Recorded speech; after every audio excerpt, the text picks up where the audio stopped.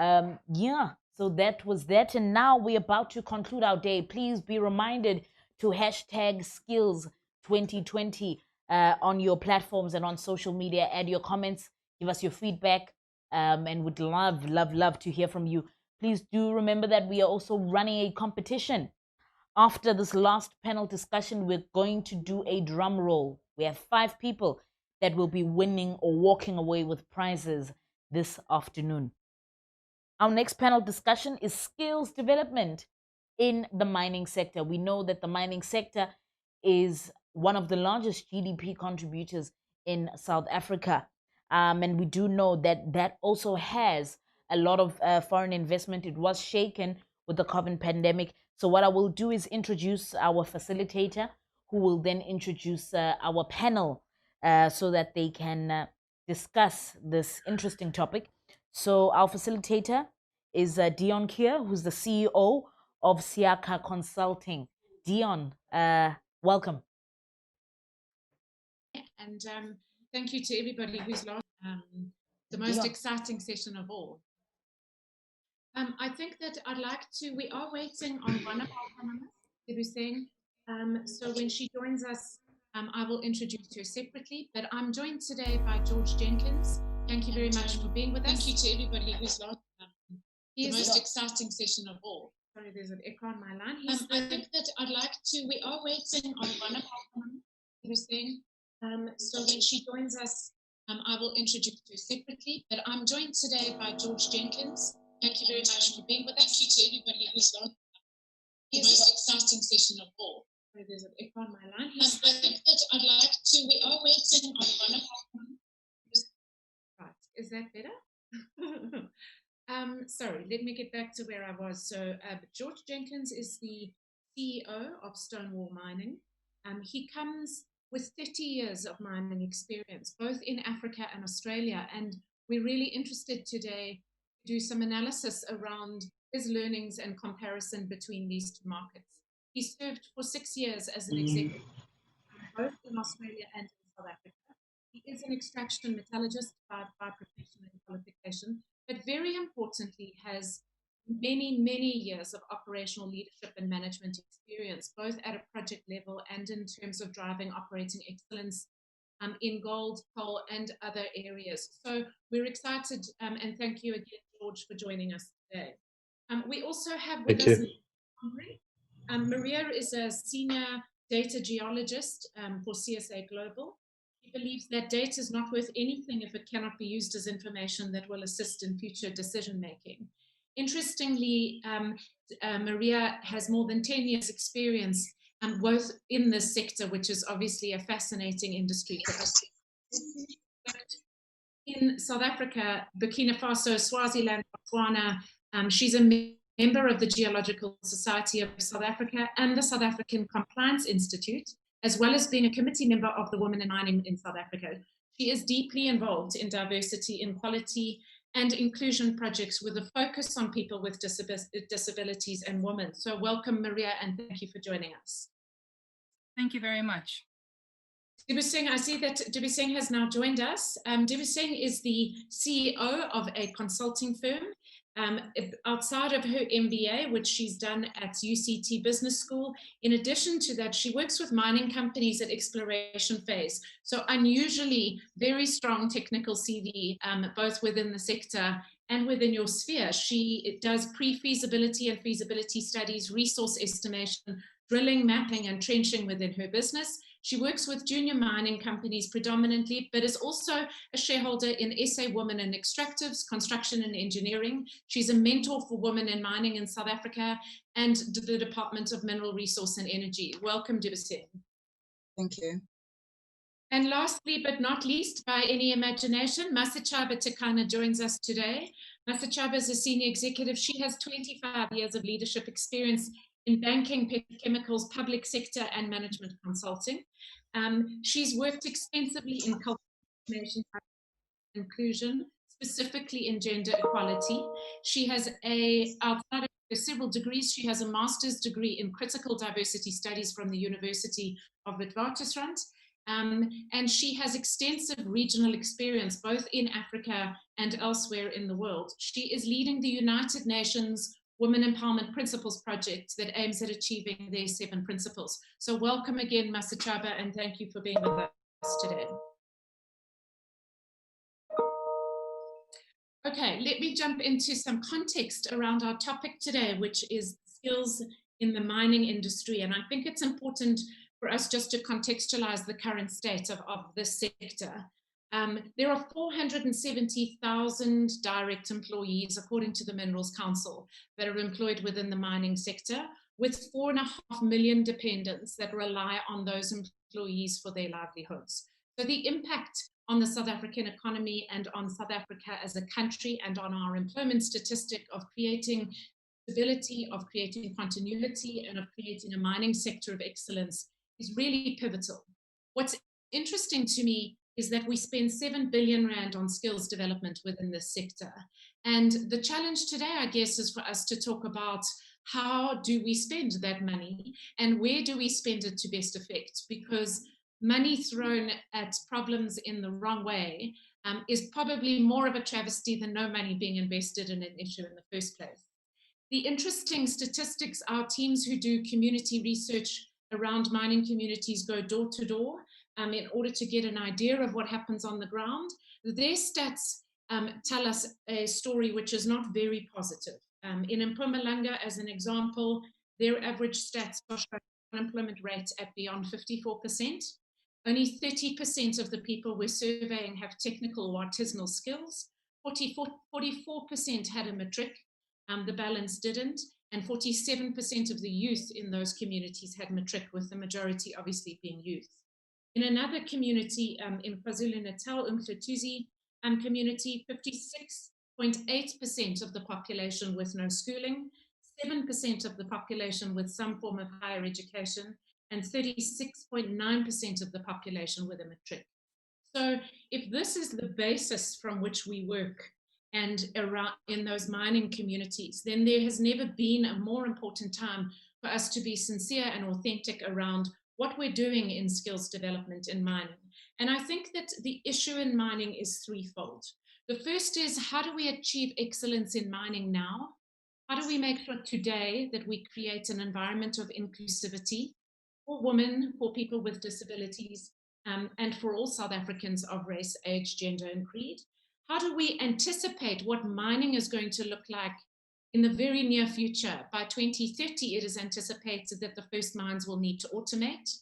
If we follow on from the manufacturing discussion, the ideal scenario would be that we reskill our mine workers to be able to manufacture their machinery and equipment, so we're buying South African manufactured machinery and equipment when we automate our mines, instead of importing that machinery and skills. And the third factor is mining for a just transition. And by just transition, we talk about this concept which is bandied around with just transition. The basis for just transition is the simple principle of equity. So no toxic related worker should be asked to pay a disproportionate tax, which is their job, for our shift towards more environmental means of fossil fuels. So as we close down coal mines and we start to move towards environmentals, what impact does it have on these mine communities? So when we think skills, we have to think today, we have to think automation, and we have to think just transition and what impacts those will have. So I think what I'd like to do is that I'd like to start with you, Maria. And specifically, my question to you would be, given your deep involvement and personal involvement in the issues of diversity and equality and inclusion, how do we responsibly create an environment of inclusivity outside of the target setting, outside of the rhetoric around skills development and investment in people? How do we create an environment that is allowing everybody to be able to participate within the sector and using skills to do so? Well, personally, I think starting conversations about people that are different to the norm, so people with physical disabilities or mental disabilities, just creating a space in already established companies where people can start discussions on what does it mean to be disabled? And then with the advent of technology, especially as in the COVID-19 case now, you can see that it is not necessary for somebody to physically go into an office to be productive and to be present at work, which I think will open up a lot of doors, especially for people with physical disabilities, to be able to integrate better into companies, because they can now work from a more accessible or comfortable space, where previously it was thought that a person with a disability must enter the mining area or the industry production area, which is not always catered to be accessible. And I think by looking at alternative means in terms of technology, especially in the way that we are looking as to where mining must go in terms of automation and people actually being above ground and directing production underground, it creates a new space and an exciting space where a person that would possibly have not been able to do their job underground can now be trained and skilled to work in that space.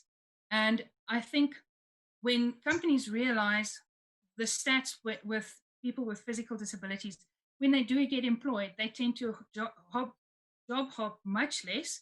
They tend to be more productive and they tend to be very loyal to companies that employ them. So you get a very strong foundation and an employee that will go above and beyond of what is expected because they believe in the company that believes in them, which has become evident through surveys and discussions. Right, thank you. Tibu Singh, my question to you is, and particularly with your involvement both in Women in Mining South Africa and through DMRE, if we look at this industry moving towards a more automated environment, do you think that we're adequately prepared at a governmental level, at an industry body level, as individual participants in the sector? Are we preparing for that future world of work and what it looks like, and investing in skills outside of what we need today, but what that future world of looks like within the sector? Well, I don't think we are ready. There are still a few things that we need to work on as a country before we start doing what international companies are doing in the mining industry, particularly with skills development. One may ask, is mining investing sufficient skills and development into the surrounding environment, be it learners from high schools? Are they aware that after completing matric, if you decide to go and study mining engineering, are they aware that it doesn't mean just because you are going to get that qualification, you will be making money? You need to start somewhere. And we are well aware that 6 billion rand was invested, according to the Mineral Council, for skills and development in 2017-2018. But we are not sure what happened to that money, like where did it go, and we don't know. And again, when we look at the area of upscaling women in mining, I believe that we need to work on upscaling women in mining. In most cases, you find women who are well educated. Say, for instance, let's say a mining engineering. You'll find both male and a female who are mining engineers. So with same qualifications, same experience, but you hardly ever find mine managers, female mine managers, your GMs as females, and you ask yourself, what are those prerequisite skills that these women need to be in the same position as men? What are those skills? So are we ready? No, we are not. And then when you look at, again, disenfranchised groups, your Zama Zama, the government is talking about formalizing them so that they are not illegal anymore. We are looking at women from rural areas or male species from rural areas who are sitting with diamond commodity at the back of their yard. And it shows that they have some of knowledge, the fact that they're able to follow the reef, but they don't have necessary skills. So is the government talking about giving them your CIPC, your mining rights without the necessary skills, be it for technical skills, financial skills, for them to enable them to contribute towards the mining sector with knowledge, with more knowledge. So we still need to work on skills development. And it's not possibly adequate.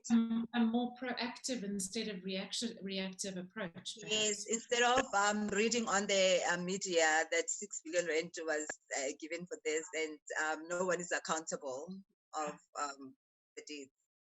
George, and the thorn amongst the roses today, I guess. So you're in the hot seat. But I'm very interested, given your experience in Australia versus here. I had a personal experience where we were negotiating a mine uprising with a community. They were upset that they had done research around what a mine supervisor was earning in Australia versus South Africa. And they said, when you compared it with exchange control, it was, their salaries were well out of kilter. The difference, of course, is that in Australia, that mine supervisor was an electronic engineer because it's a fully automated mine. And in South Africa, we still work in a highly labor-intensive kind of mining approach. But if I take the Australia versus the South Africa, what hits you in the face? What is it that when you look at the two markets, one can compare in our approach to skills?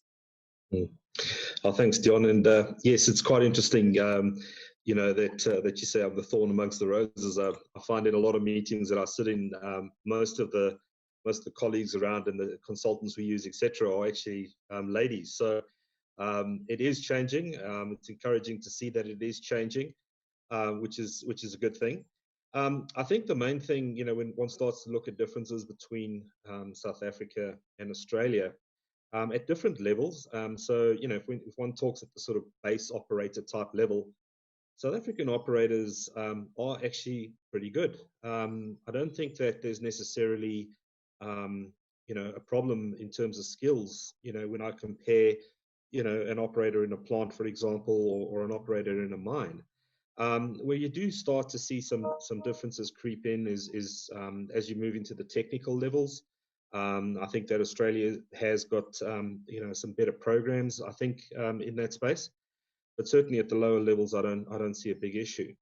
The difference, some of the differences that I do see though is, as you pointed out, Australians do get paid more, and that's really the whole country is a really high salary environment, and so you'll find that typically they'd be using a half to a third of the labor force that we would ordinarily use in our operations, simply because we do have that higher salary base that's in Australia.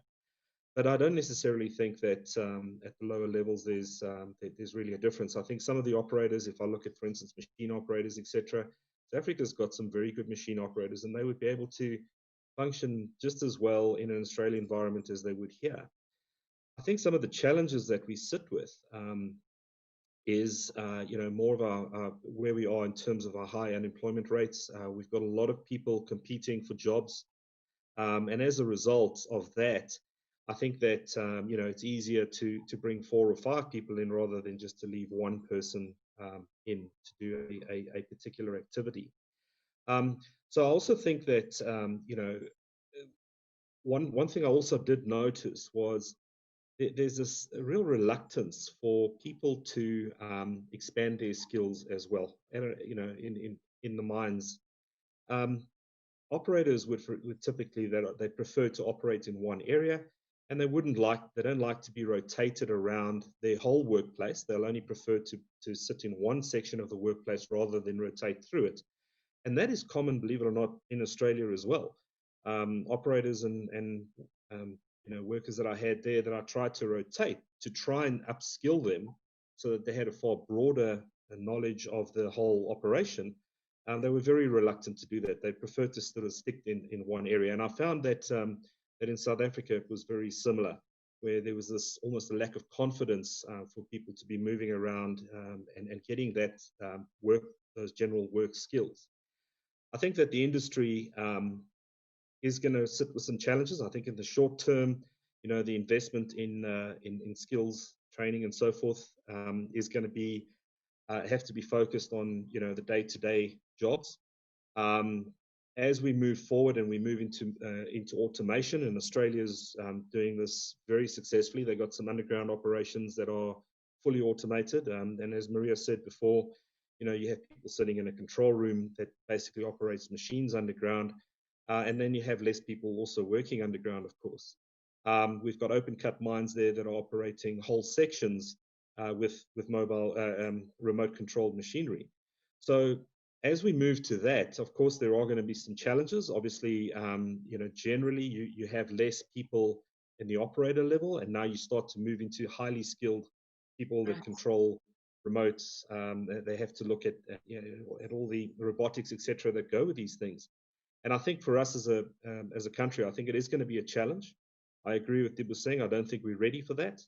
I think we've got some work to do in terms of our foundations, and we need to get those foundations laid better in order to prepare us for what is going to be a natural progression of things. The other great thing, I suppose, as well, is that it's good that we have countries like Australia, Canada, etc., working on all of these technologies, ironing out the bugs, etc., so that by the time South Africa does start to get more active in the space, there'll be a lot more skilled people to help with training, the skills transfer. The systems will be far more user friendly, etc. So I think that it is a bit of a double-edged sword in terms of wanting to move too quickly.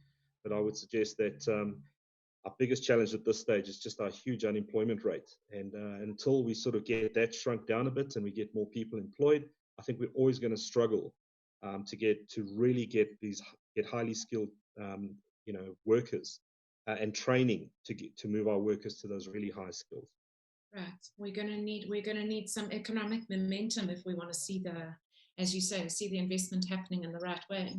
Masitshaba, tell us about the UN Women Empowerment Principles. There are 7 principles in terms of the UN Women Empowerment Program. Tell us a little bit about that program. All right, thanks, Tion. So the 7 UN Empowerment Principles are actually a set of principles that guide an organization in how they can promote and advance gender equality in the workplace, in the marketplace, and in the communities through their corporate social responsibilities. And they've been jointly developed by the UN Women as well as the UNGC.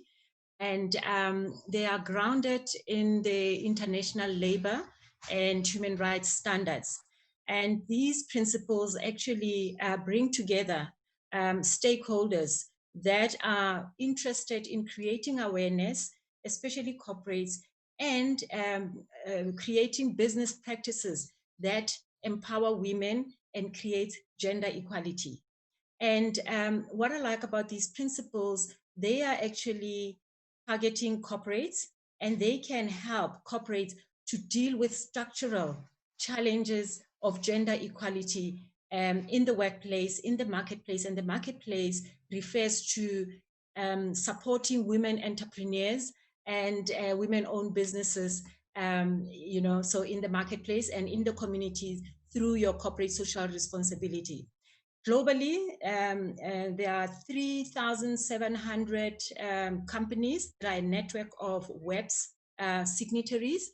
In South Africa, we've got 68 companies, and we are aiming to mobilize and increase the number of companies that are signatories to the UN Women Empowerment Principles. So these principles, high level, talks to for you as an organization to create gender equality, eradicate discriminatory practices against women, and to empower women, you require high-level leadership ownership. So commitment at the leadership level, it's critical for you to sustain whatever programs that you are bringing in place and policies that you are putting in place.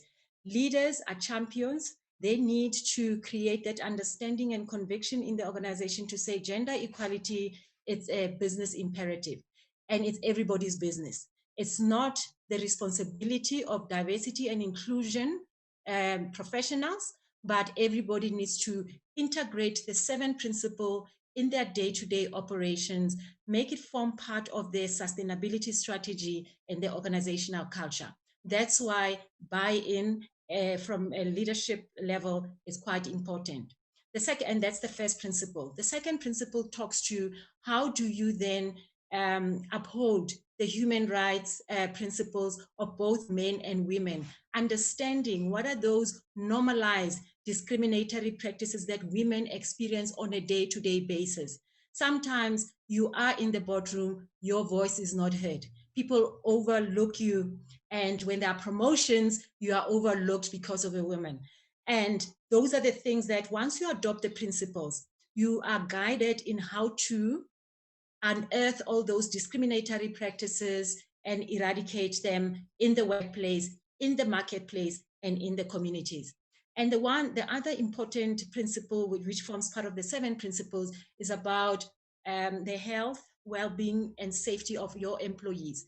Don't come up with a blanket approach. Come up with fit-for-purpose solutions that addresses challenges that women are facing in the workplace. And in the mining space in particular, we know that women find it difficult to navigate the workspace given how violent it can be, given what they're experiencing in the workplace. So as an organization, you adopt this principles, you commit to addressing those issues. But most importantly, what has been mentioned now is about advancing women in their professional careers. Principle 4 talks to that. It suggests that as an organization, once you adopt the principles, find a way to develop programs that help women to advance in their careers. Open up opportunities for women to enter non-technical job fields. You know, we've got gender stereotypes where women kind of are expected to play particular roles. How do you as an organization create opportunities for women to manage and drive the profit and making loss part of the business, where when it comes to bonus time, the bigger slice of the cake goes to those who are driving technical projects. So it guides you. It gives you examples of what actions you can take as an organization.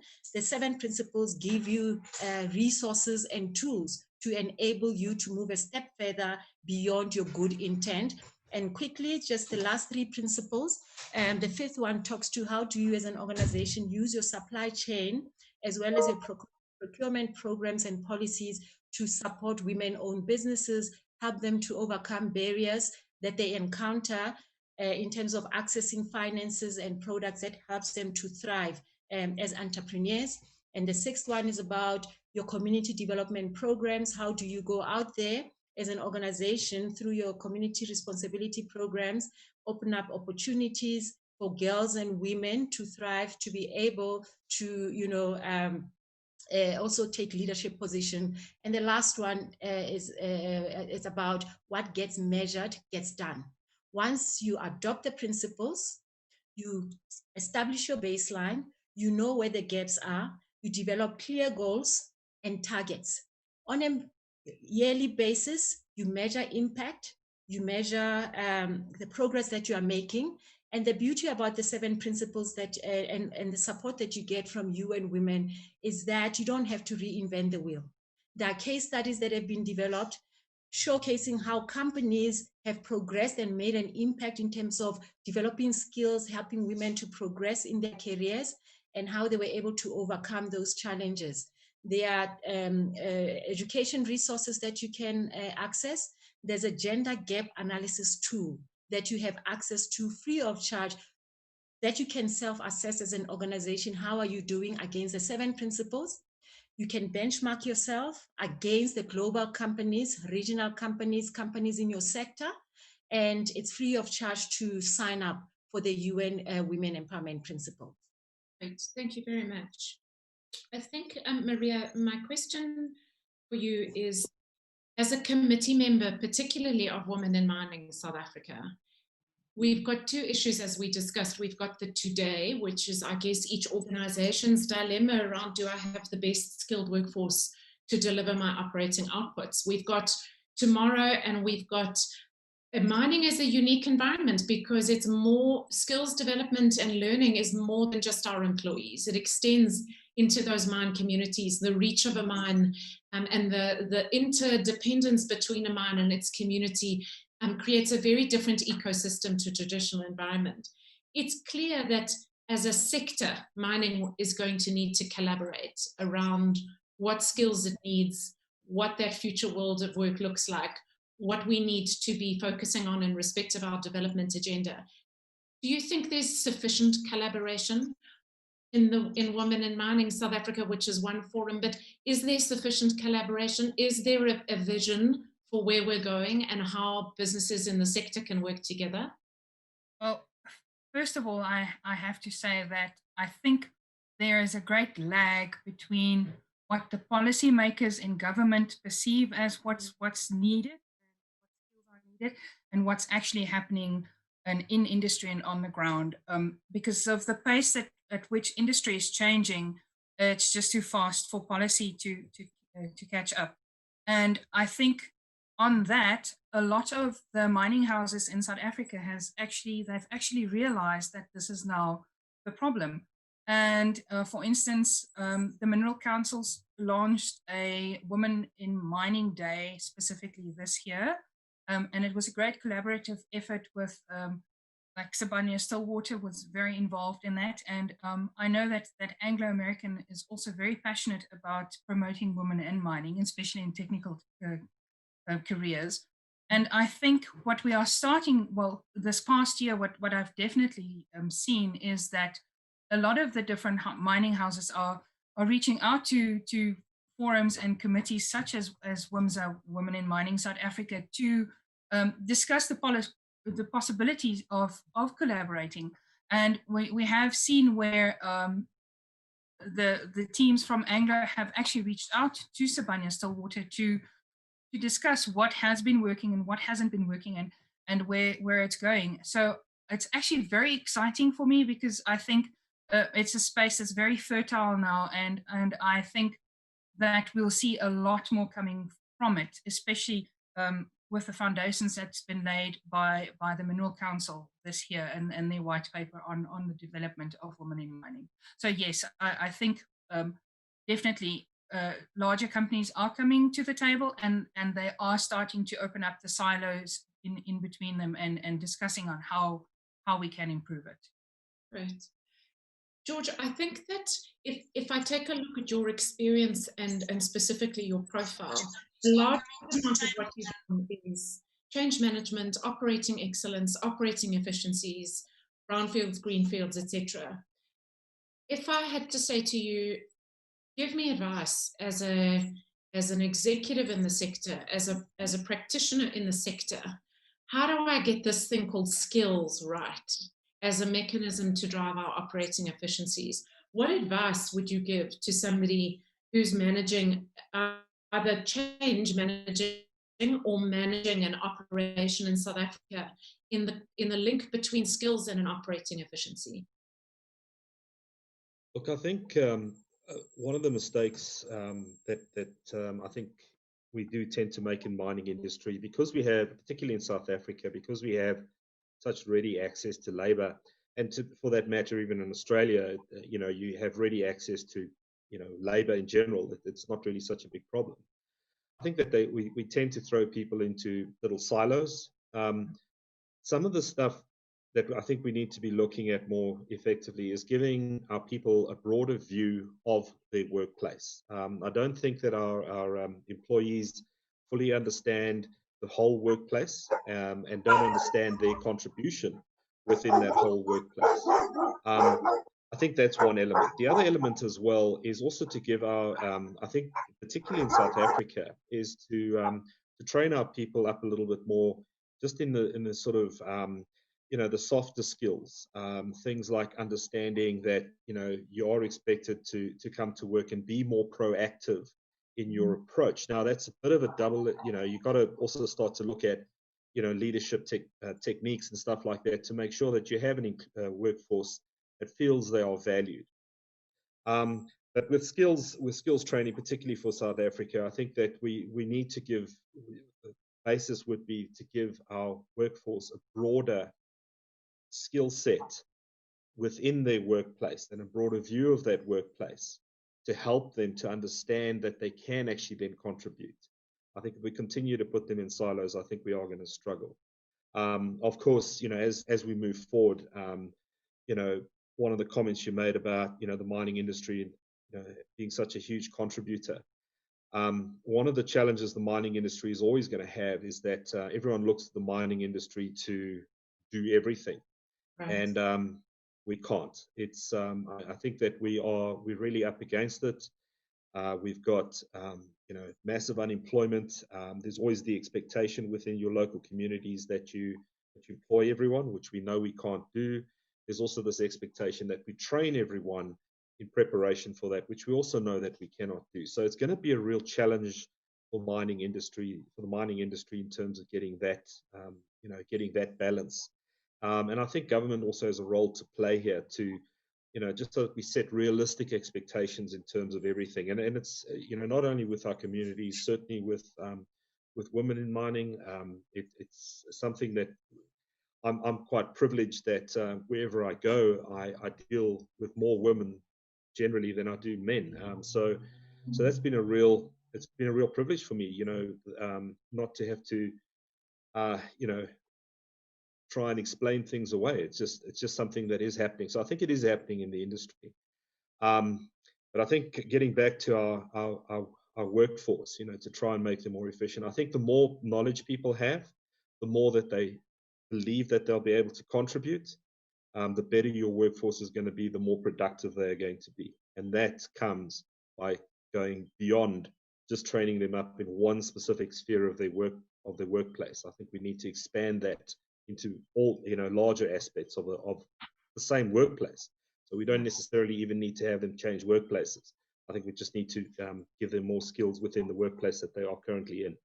Right. One of the things I think Einstein said, if we do the same thing again and again and again and expect a different result, that's the first sign of insanity. And, one of the things that we hear from companies in every sector, not just mining, is that we can't find the right qualifications or quality of Black graduates, and not necessarily just Black, but graduates coming out of our universities. When we speak to graduates, we hear nobody will give us an opportunity until we have experience, but I can't get experience until somebody gives me the opportunity. And, possibly that means we need to turn the model on its head. One of the things that I've always said, we live in a country which is in the top 5 countries in the world in terms of our incentives and tax rebates and government participation in skills development programs. So if I took school leavers and put them on a 4 or 5 year internship where they worked a 20-hour week, and so they could study and work, at the end of 4 years, they would have 4 years work experience, and they would have earned for 4 years, and they would have a qualification. And maybe that's a more appropriate South African model than our current model, which emulates what the rest of the world does, which is I leave school, I go to university. Your dropout rates on bursary kids in South Africa is 49%, not because they're not coping, but because they are unable to adequately operate in an environment where they don't have a laptop and a cell phone, and they don't have a mentor, and they have been set up to fail inadvertently because we haven't given them the financial means to operate in a city environment. So I think Dibusing as a sorry, if I could just add one more thing there. I think what you're saying is correct, and I remember early in my career when I started in the South African mining, they had a lot more graduate and learner official and also programs for artisans and things like that. And unfortunately, over time, those have fallen away. And that was a very, very good platform because, for that development of skills, because one would, as you point out, you'd work for 6 months, you'd then go and study for 6 months. That was if you were going into the Technikon route, or if you were in university, you'd have that vacation work, etc. And I think that I appreciate there's economic considerations and so forth, but I think that in South Africa we've lost that. Yeah. We've lost all of those programs, and they were really good programs that were very, very successful. And I know, I appreciate what you're saying. You know, we talk about black graduates, but graduates in general. And I have, you know, friends in the industry who, on the one side, you know, the one graduate that came out, he was trained within that sort of, you know, work and you know, learning experience, you know, a varsity experience. He was trained in that space, and he is hugely successful. We've then had others who, you know, just come straight out of university and have been spectacularly unsuccessful. Right. So I think that work and learning process that we had, that did work, and it's a shame that we've lost that. I think that you know, if we could look to bring something like that back into the industry, and use some of that 6 billion rand or 7 billion rand that we spent in those sorts of programs, I think we're going to slowly but surely start generating skilled, well-trained people who can then pick up and take this industry forward. With a job, you know, which is the outcome is with employment. You were saying as a mentor, and I think that George touched on it earlier about the soft and hard skills. You know, we've spoken about the fact that with very good intentions, we've created a culture. And, you know, I have a daughter who graduated last year. The culture in South Africa of youth is one where you study, and when you finish studying, you do your best, but it's going to be hard, it's going to be tough. And as opposed to, we've lost that culture of, I'm going to be a hairdresser, I'm going to be an apprentice hairdresser, I'm going to be a welder, fitter, and turner. You know, so as a mentor to women in the sector, tell us a little bit about what their experiences are. What are the challenges that they're confronting as they try and break way into the sector? Well, a lot of students tend to think that after graduating, they're going to be employed and they will make money. I remember at one of the sessions for WIMSA, one student, she was doing her final year in mining engineering, and she said to us, well, I'm going to be a mining engineer next year. I'll be making about 200,000 rand per month. You know, like, they have high hopes, and you try and prepare them, but like when they're doing their fourth year already, it's late to try and shift their focus on money. That, you know what, should things don't go your way, if you are passionate about it, you can still make it. You can try to start your company, or you can do this, but it's difficult when it's late. So if the responsible people can help with skills and development, especially when the students are still at tertiary level, it will help a lot. When you look at the mining charter types of training programs that they provide, internships, it's the least number. They have about 408 internships, and you wonder, like, these people, they only have what they learn. They don't have the practical side of it. So who's responsible for teaching them? I mean, we have a lot of people who are more than able and willing to help facilitate with training initiatives. But the onus is on the policymakers and the executors to craft the way forward. Because you might be sitting there, Dion, willing to help. We know we have that in WIMSA. I used to look at the former chairperson of WIMSA, Uslindi Naked. She used to be so passionate about helping graduates and women in mining with less than 2 years experience, but she was exhausting her resources. She didn't have a form of funding to meet her halfway. So if we can get that right, maybe we will be preparing our way forward to modernization in the mining sector. Right. Yeah. I think that, you know, one of the horrific examples that I came across personally when we start to talk about skills in a sector and how do we achieve skills is was the project we did in the rail industry. And I think there has been a similar example in mining, but I don't have the proof of it, so it might be hearsay. But in the rail industry, an analysis of the industry showed that if we were to train our train drivers differently, then what we could do is we could use engineers as train drivers. We could get them to stop the train along the route and do the railway track inspections. And that would allow us to reduce the number of jobs, because we didn't need a separate person who sat there all day waiting for that 15 minutes where he has to go check that there's no issues on the line. And so it will be centralized. Right. And so what they did was they did this Women in Rail program. They employed these women engineers. They trained them in this program to do the line inspections. And they had a significant incidence of rape of these women as they had stopped the railway line, because people realized that now this woman was on her own, and while she was inspecting the line, she was vulnerable.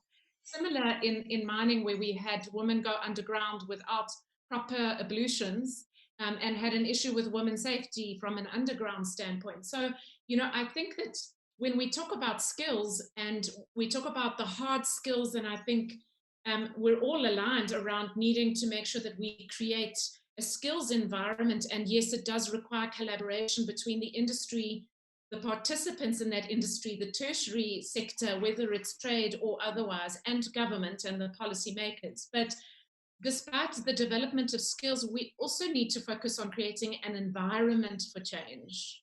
So setting targets is one thing, but an environment where people can reach their full potential. I guess, my question, Maria, is how do you feel that we need to create as corporate South Africa that environment for change, for people to learn, to grow, to develop, without setting them up to fail inadvertently?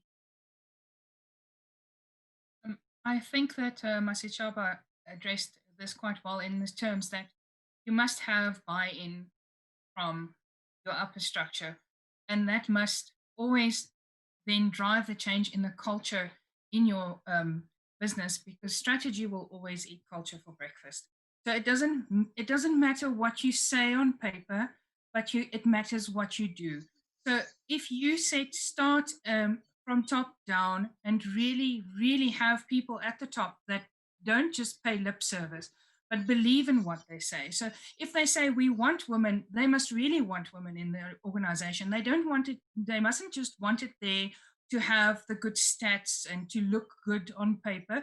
They must really want women. They must really want people of color. They must really want people with disabilities to be in that organization, because that's the only way that change will be then driven. Because if you have that belief that you want it there, you will make a way to make sure that it will happen. And by then rooting out the obstacles that any of these people in the designated want in your organization, you can then help to remove the obstacles and make it easier for them, because then you create a culture where people, like for instance, if you're a female and you're working underground, where they have the ability to come to you and say, listen, this is the problem that we are facing now.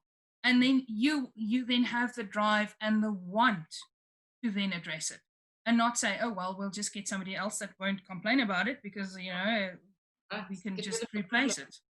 Yes. Yeah. So, and then I think that is the one main thing. And then I think it's probably something that can't be addressed just by industry alone, because it comes from the broader spectrum. I think when we look at our schooling system, we must already there start to educate young people, both girls and boys, male, female, doesn't matter, on what it means to be respectful to other people and respectful to yourself. Because by starting to look at a younger group already, like we do with STEM, just to start instilling different beliefs in yourself and in others, then you start to grow a new way of doing things. And I think that is also very necessary. And I think in terms of a culture in companies, if you are looking around the mining areas, one can start to look at implementing social engagement projects of such a type, instead of just saying, okay, we'll employ you, you must look at how can we change the entire value chain of that person, not only the value chain of what that person will bring to my company, but what do I leave that person with? So do I address that difference between their hard skills and their soft skills? Because there's a significant gap most of the time.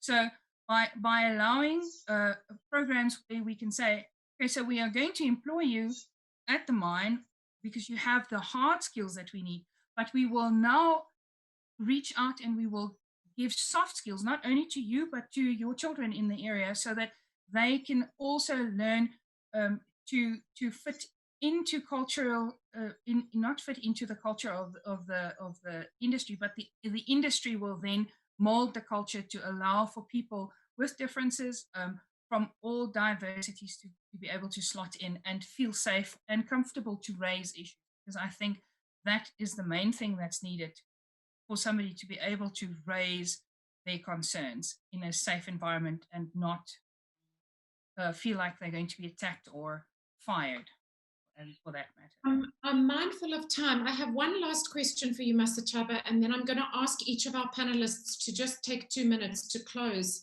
on our topic, which really is skills in mining.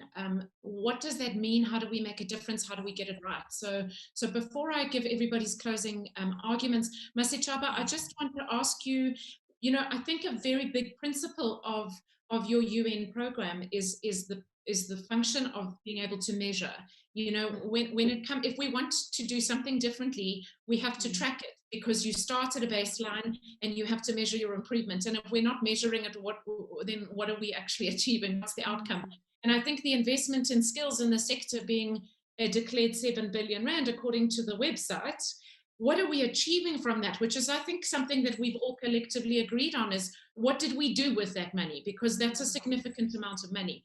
Tell us about how companies get involved, because if we're all following a central reporting mechanism, obviously it allows us to have more information, and information allows us to guide making better decisions. So how do companies get involved in the UN 7 principles? Yeah, so I think what Maria said was quite important. Let me start there to say it's important for companies to have a holistic approach if they want to make an impact in advancing gender equality and empowering women. You cannot just focus on one section. You need to have a multi-pronged approach that says, as an organization, once you commit and you are saying, truly and honestly, we want to empower women, we value diversity, we want to create that culture of inclusion, you need to create that understanding and conviction and make it meaningful for everybody, and leaders play a critical role. They need to walk the talk. They need to role model the desired behavior so that everybody believes that this company really wants to empower women.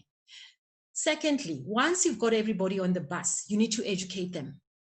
You can talk about it, but if you don't create the skill and talent for everyone in the organization to recognize the importance and to know how to integrate, create opportunities for women and girls who come in, then we are not going to move the dial. The third element is, I am on the bus, you've educated me, but the systems and processes that are in place are embedding the old ways of doing things. You are rewarding the old behaviors. So you need to look at how you now improve your performance management process, hold people to account for results so that everybody knows that it should be on top of my agenda. The other important element is role modeling, celebrating successes, reporting on the impact and the progress that you are making, inspire others to do the same thing. But critical behavior shift, we need to shift the mindset. When I come into an organization, I bring along with me my value systems, my beliefs, and everything that makes me who I am. If I don't believe in women empowerment and I'm told I need to do it at work, it's going to become a challenge. So how do you as an organization create an environment where people can identify what are the blockers and help them to overcome those? So how people can get involved? We as Business Engage are consulting on behalf of the UN Women to mobilize more companies to sign up for WEBs. So I have sessions with companies one-on-one to unpack them, to look at your industry, your organization, and how you can get involved. But also, we are revisiting the existing web signatories to find out how the journey has been since they signed up, what are the challenges, key lessons learned, so that those who are coming on board can be able to benefit out of that. We are identifying companies that are progressive in terms of implementing women empowerment principles, having progressive policies, programs, so that we showcase the good work that they are doing and share the stories with everybody. And lastly, we've been mandated to create the Women Empowerment Community of practice in South Africa. Europe has got one, America has got one, Asia has got one, where the network of companies can come together, learn from each other, so that this topic is for the common good and we can progress gender equality. So I can give you, Dion, or the organizers my email address, and then they can get hold of me. We can do one-on-one sessions, or I can do a group session to explain these further. Okay, thank you. Dubasing, shall we start with you? Your closing words for us. Tell us, skills in mining. What is it that we need to do?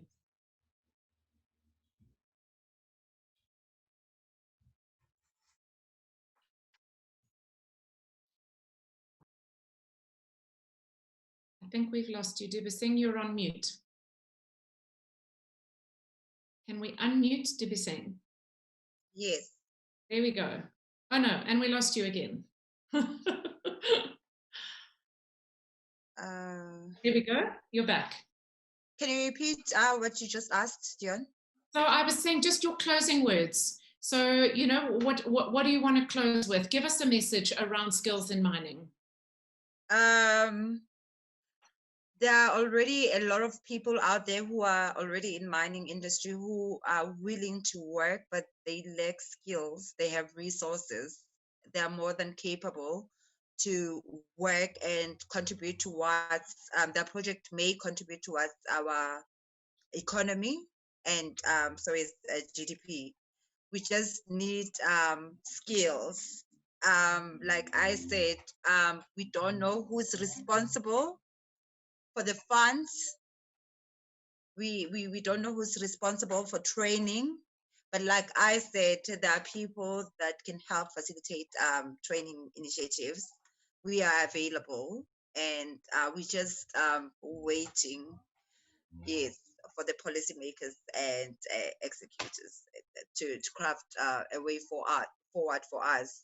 And I would really love to see graduates doing well.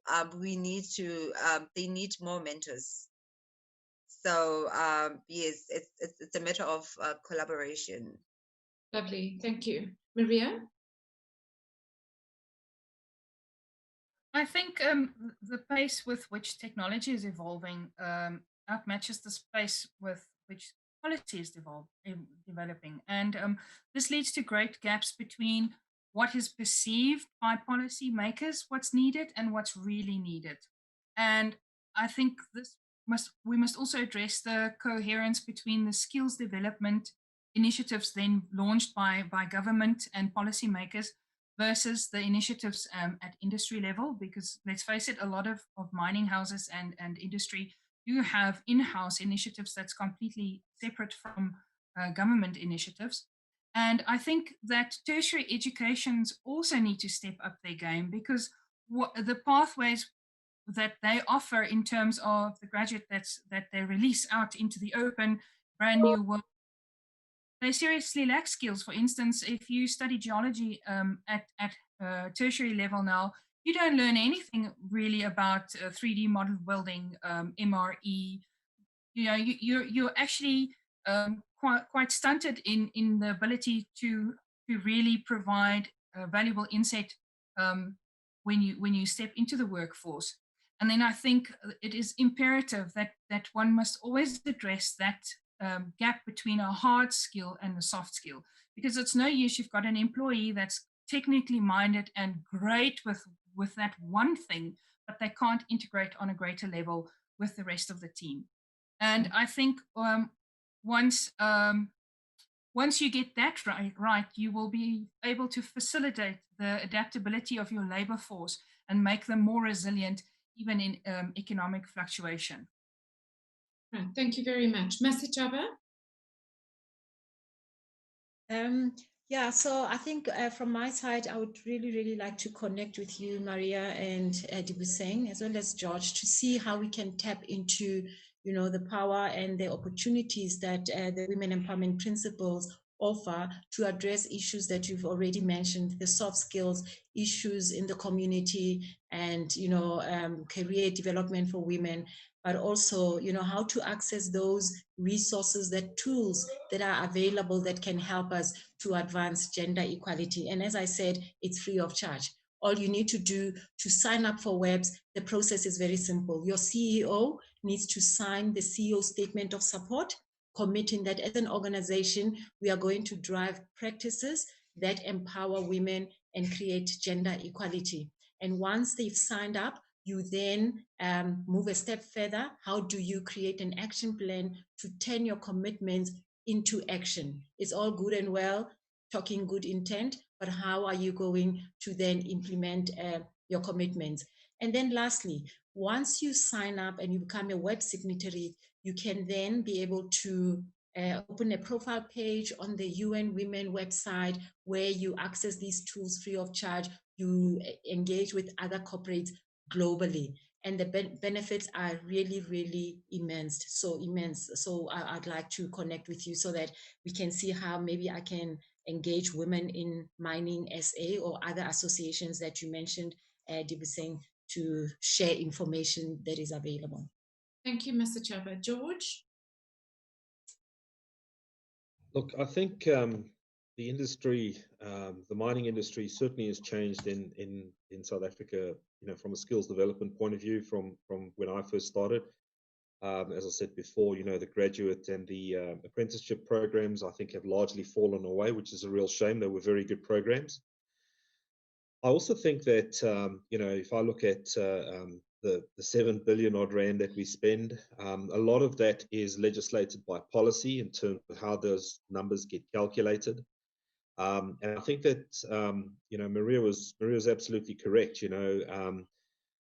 The policymakers are behind in terms of not understanding what is actually needed, and it's very difficult for them to catch up. And I think that when it comes to the training and the legislation and the policy making around training for mining, etc., and how we report on our scorecards in that regard, I think that needs to change. I think there needs to be a lot more flexibility for mining companies. But by the same token, then the mining companies will also have to then step up and actually do the right thing, which is always, which can be a bit of a challenge, because they're always chasing the bottom line, unfortunately. To do, and that's always a challenge. That's always going to be a challenge. I think what we can do, though, in the short term, certainly one of the things that I strongly recommend mining companies consider is to give their people a larger skill base within their workplace. So let's not confine people to one section of a workplace. Let's get them out into all sections of their workplace so they get a broader skill set. What invariably happens then is that you may lose that person to another more higher, he or she may leave and go to a more highly paid job, but that's fine, because those skills then get transferred with that person. And then there's an opportunity to train people up again. And you're doing this within your workplace. It doesn't actually cost you any money. It just takes a little bit of time and effort to do that. And I think in the short term, that's important. Longer term, I think one of the things that we really need to focus on is our education, starting at the preschool level all the way through. I think we're not doing enough in that space. I think that we operate in Pilgrim's Rest, for example, and I see the level of education that the children are receiving, and it's a real shame, because we're not helping them to go out into the world and actually be able to do something more. And I think we've really, as mining communities and as mining companies, I think we need to work with our mining communities on that.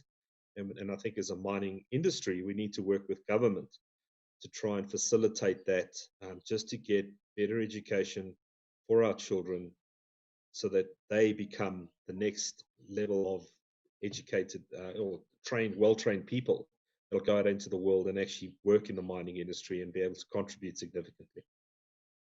Thank you very much. I think that just to close if I summarize the comments, there's a lot of common areas. We need to bring back work readiness instead of theoretical learning. I think we need to bring back people that are ready to be effective and efficient in their jobs, as opposed to with a certificate of education, because it's not relevant to the notion of what we're trying to achieve. But I think very much what we've all agreed is that the focus needs to be more on in the development of people rather than the training of people. And perhaps our language needs to shift and say we won't use the word training any longer. We really will be committed to development, and that we need to get public sector participation, because without government being involved from a policy level, to some extent, businesses are strapped in respect of what they can achieve. And I think the most important issue which has come across today, which we'll end on, is that of executive will. If you have an executive team that are committed to doing things differently, George, you're an example in my personal experience, then you will do things differently and you will be able to achieve great results. And I think the same exists for South Africa. Post-COVID and even pre-COVID, we all need to do something about our unemployment rate. And every one of us can teach somebody, advise somebody, be aspirational to somebody, somehow get involved, and somehow become part of the trajectory of making South Africa a different place. And if you're not doing anything yet, if you're waiting for somebody to help you, remember the notion that you'll receive help when you give it. I do think that as South Africans, we need to take a different attitude towards being activists, and activists in a positive way. I'm not talking about a glass of wine and moaning about the way things are with our friends. I'm talking about activism in let's get down on the ground and let's make a difference. So hopefully as a challenge to everybody, as an outcome, and thank you from the bottom of my heart to all of you speakers for your time. I know that you're all extremely busy, and for your valued opinions. And really my appeal to everybody who's in the audience today would be to say, where can you be a part of the solution? We know we have a problem, but each of us have a role to play in being part of that solution. And it will require collaboration in the enormous task that lies ahead of us. So thank you all very much for your time today, and hopefully the rest of your sessions end well. That was the panel discussion on skills development in the mining sector. Thank you very much to the CEO of Siaka Consulting, Dion Kier, who facilitated that panel discussion. And thank you very much to the panelists and all the speakers that really engaged deeply and meaningfully on the skills that need to be developed in the mining sector, particularly skills that are in favor for women, skills that are not discriminatory based on religion, race, and so forth. So thank you very much to the panel. Ladies and gentlemen, those who have won, those who have visited our virtual exhibition, the winners will be contacted by Cape Media Corporation. So we are still running that competition. You still have a chance to visit our virtual exhibition, and please check, engage, get information, and you will be contacted if you are selected to win a prize. We have reached the end of our 3-day program. Well done to you for sticking it out with us in the Skills Development Summit 2020. We would love to hear your inputs, your suggestions on how can we improve going forward, your recommendations, but we truly hope that you have had a wonderful 3-day session. We want to thank all our sponsors that have contributed to making this event what it is, to our partners as well, and most importantly, to all our speakers and panelists. This event would not have been possible without you. Thank you very much for the time that you allocated specifically to this event. And as we all know, according to David Jordan, wisdom is knowing what to do next, but skill is knowing how to do it. Most importantly, virtue is doing it right. And with that, ladies and gentlemen, Lina kitabange litabole tabisange wana wa hamashiku bahamashiku ki bahana mane ki ditau tsa mariri ki dikgoshi tsa mapulane. And I look forward to seeing you in the next Skills Development Summit in 2021. We are officially signing out. Thank you.